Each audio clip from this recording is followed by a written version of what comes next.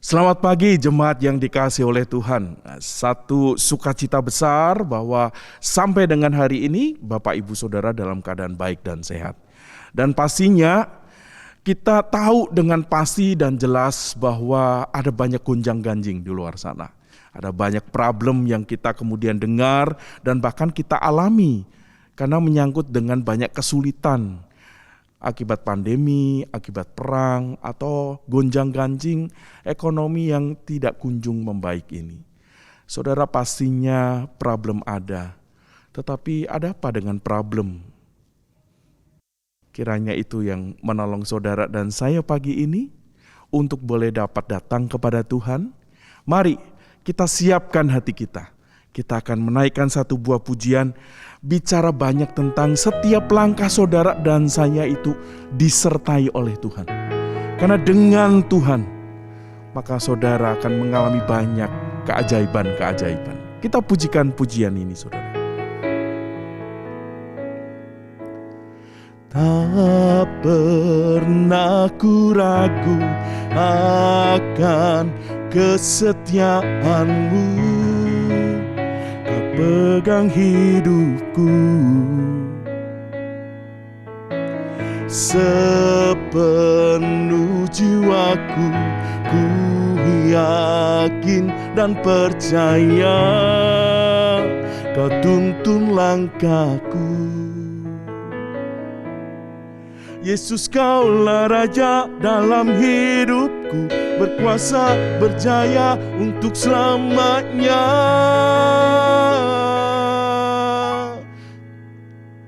Hanya Kau Tuhan, sumber kekuatan, kuasa-Mu tercurah bagiku senantiasa.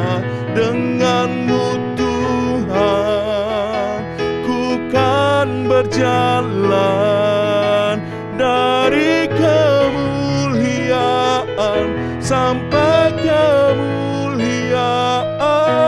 selamanya.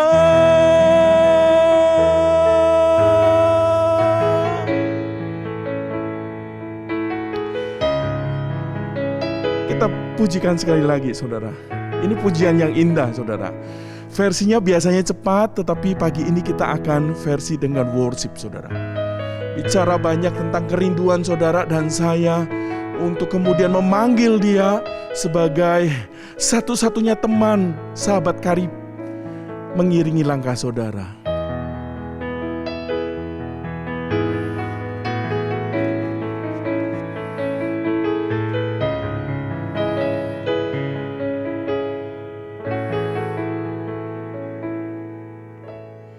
Tak pernah ku ragu akan kesetiaanmu, Kau pegang hidupku sepenuh jiwaku, ku yakin dan percaya Kau tuntun langkahku. Yesus, kaulah Raja dalam hidupku, berkuasa berjaya untuk selamanya. Hanya Kau Tuhan, sumber kekuatan, kuasa-Mu tercurah bagiku senantiasa. Dengan-Mu Tuhan, ku kan berjalan dari kemuliaan sampai kemuliaan selamanya.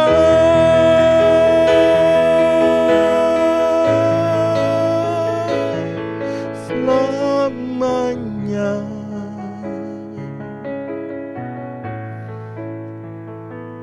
Selamanya.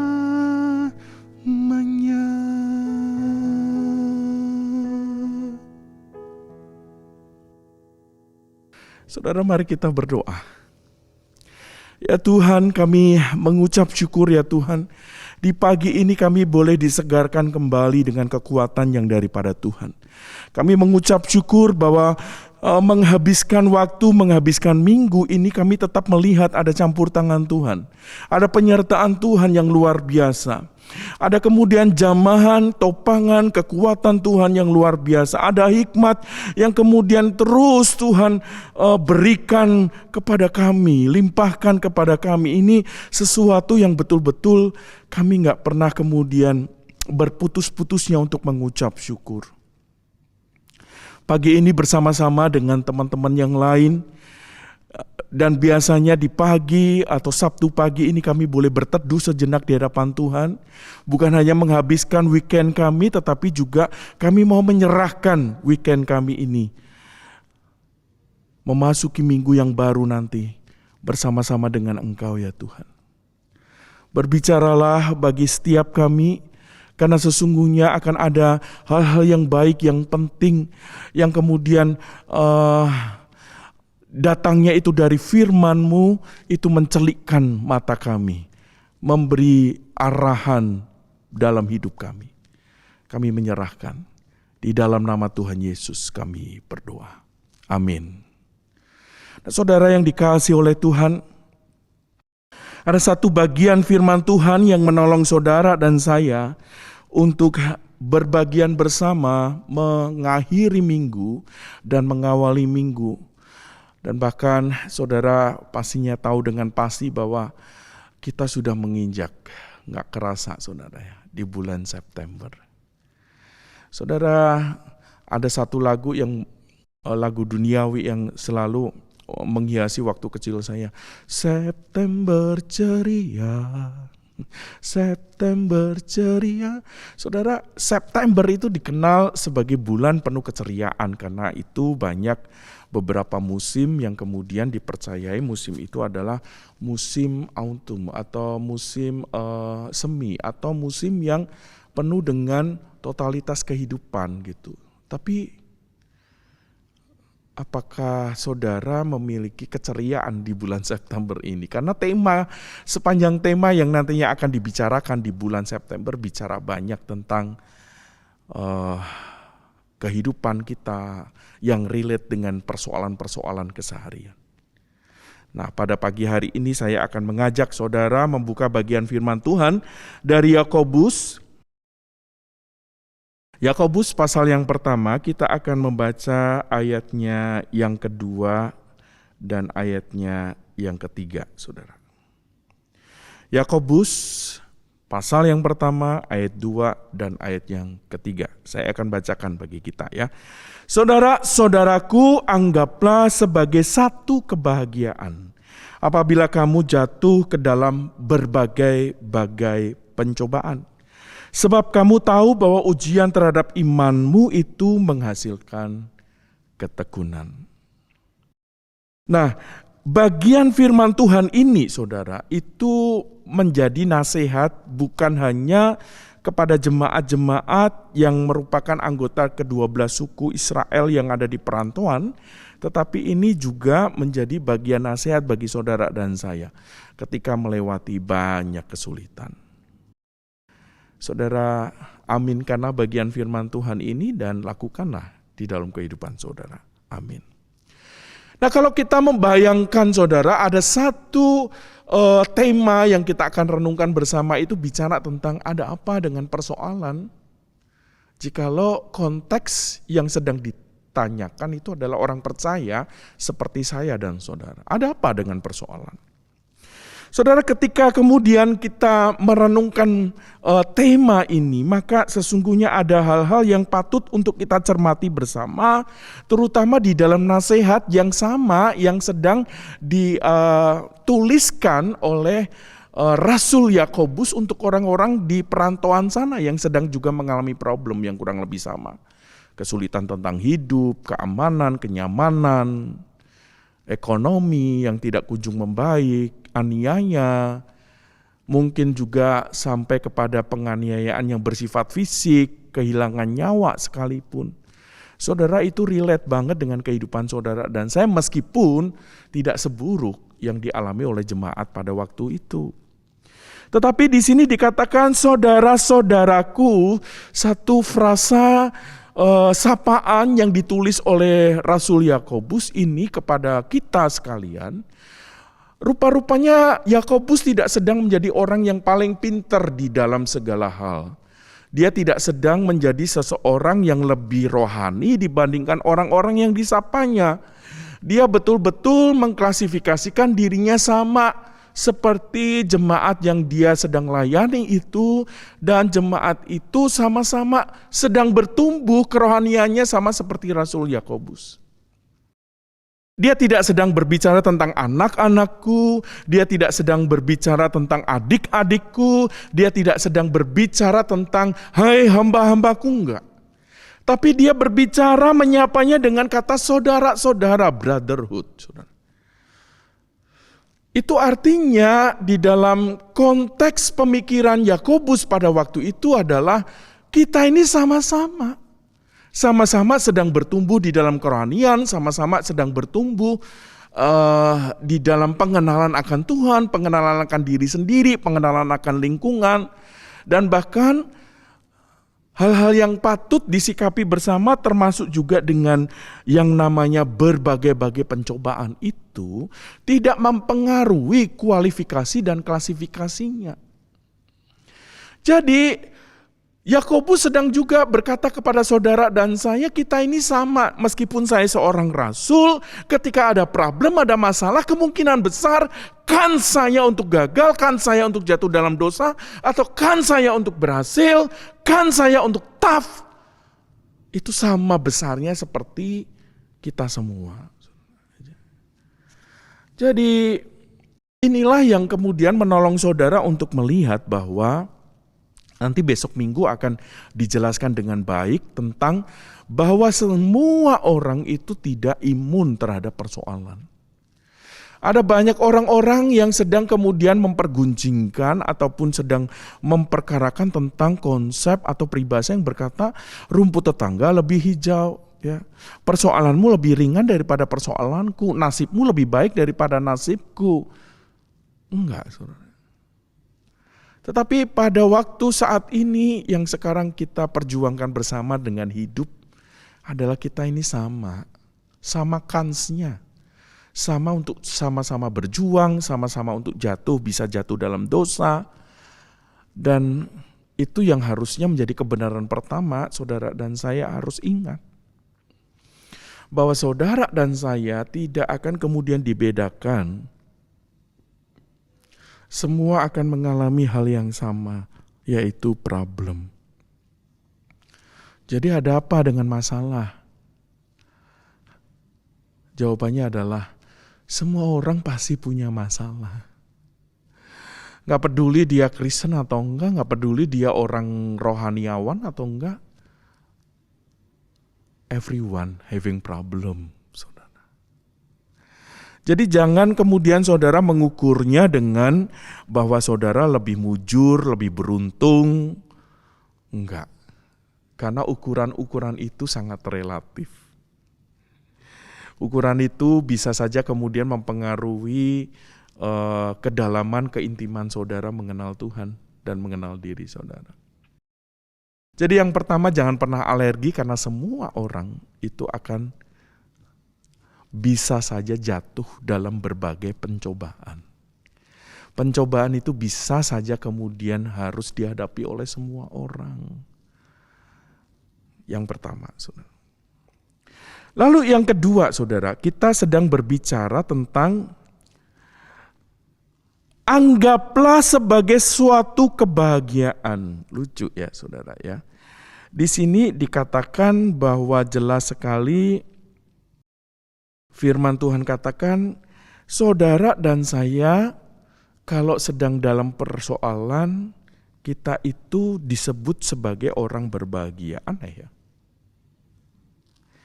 Kenapa Yakobus itu menuliskan sesuatu, saya pikir ini bukan ironi ya.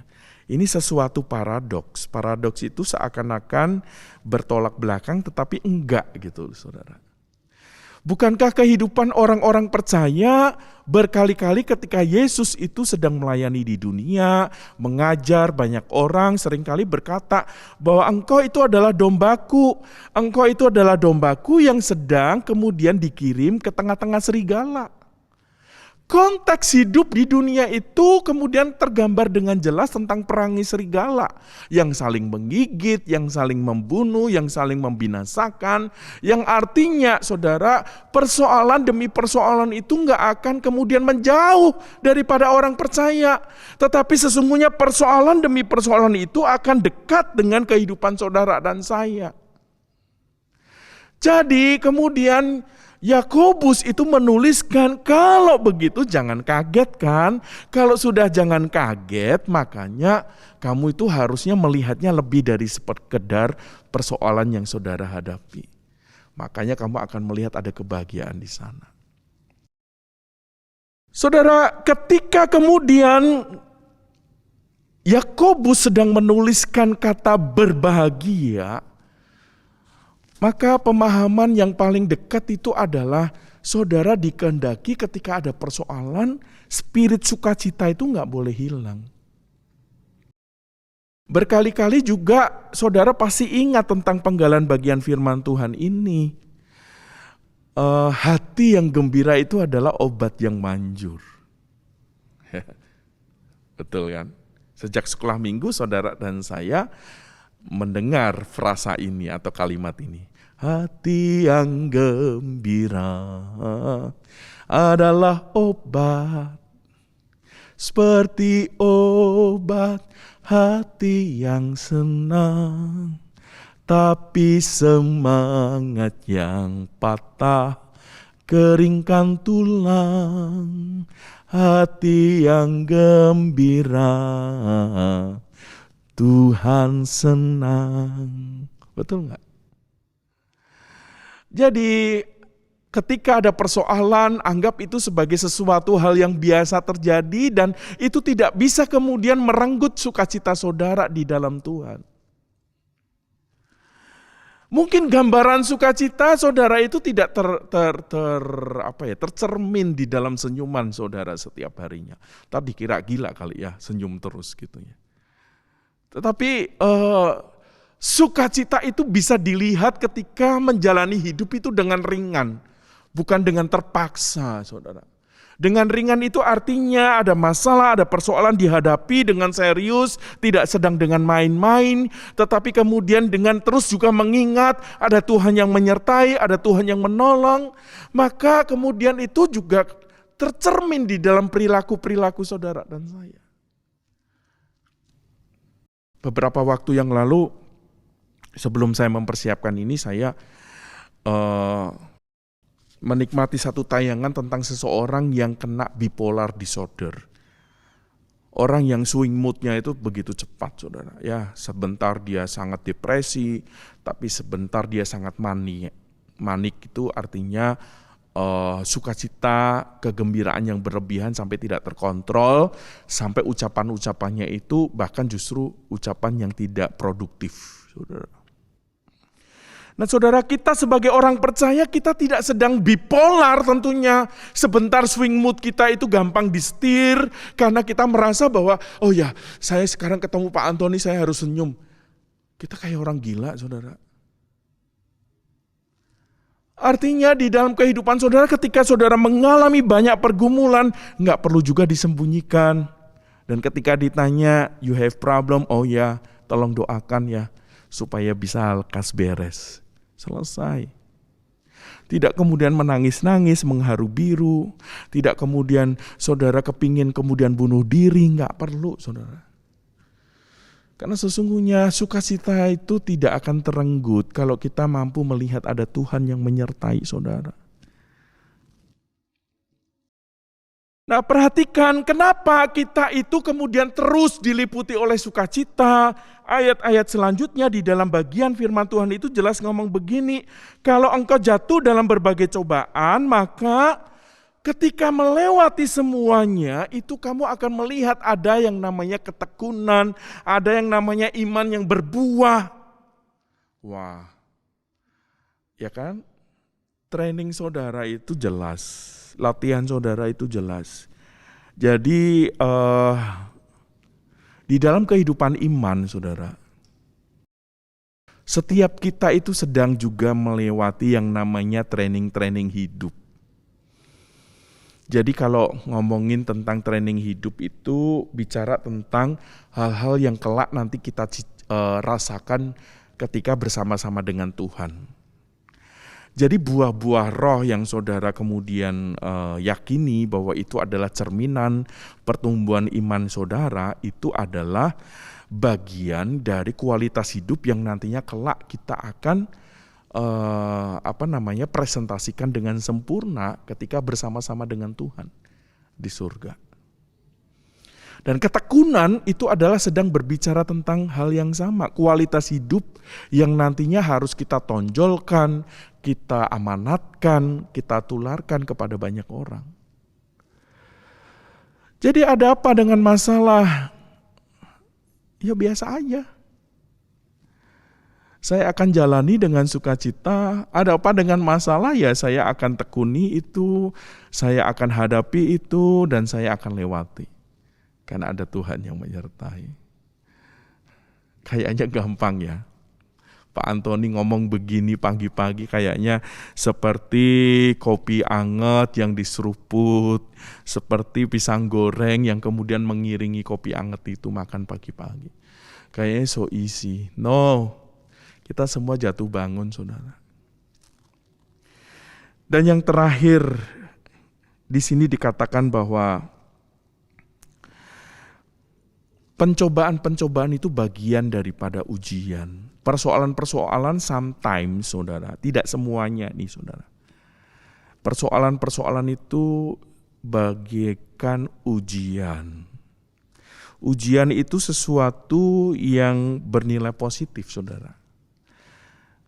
Kalau persoalan itu berupa cobaan, mencobai, saudara, itu selalu ada nilai value negatifnya, mengiringinya. Tetapi ini bicara tentang ujian yang suatu saat dari ujian itu, saudara itu keluar value-nya, yaitu bicara tentang ketekunan.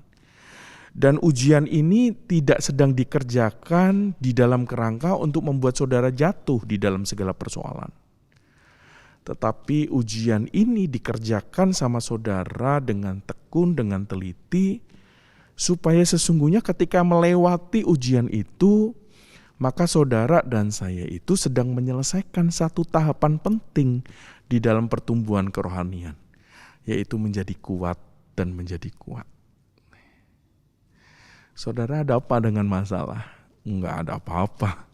Bahkan kalau ada pun masalah, maka aku menjadi lebih kuat. Betul gak? Bahkan kalaupun ada masalah, maka sesungguhnya Allah semakin kemudian terlihat ada di dalam hidupku. Karena aku ini kuat karena Tuhan menyertaiku. Saudara gak perlu patah semangat menghadapi ujian hidup. Saudara dan saya harus beriringan bersama, bergandengan bersama. Yuk kita hadapi dengan sukacita. Karena kita semua juga akan melewati dan tentunya ada Tuhan yang menyertai saudara. Amin. Kita berdoa.